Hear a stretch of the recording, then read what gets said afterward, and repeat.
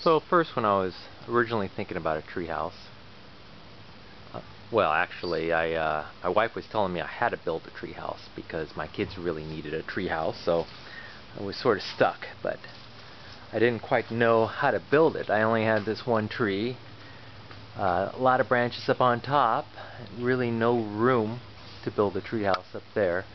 So I knew I had to start with a platform.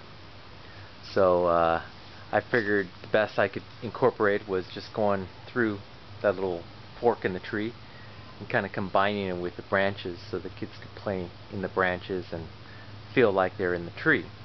But I had to make basically it all supported on posts. And so I just started with this one platform here. I did it in two parts. The back I did later, a year later actually, but I constructed this platform. And to support it on the posts, well, to back up, I really wanted to use all cedar material.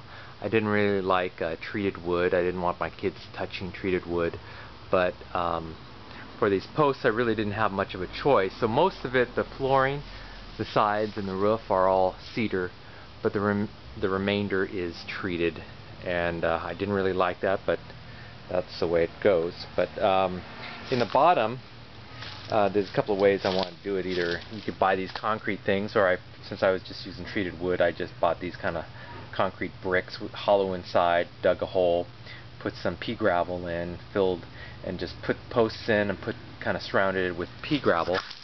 So if you get through the dirt here, you would actually see pea gravel. And it seems to work on all the posts. Things are kind of stable. And then you just built a platform with enough wood there to support it. It's basically a square with supporting braces.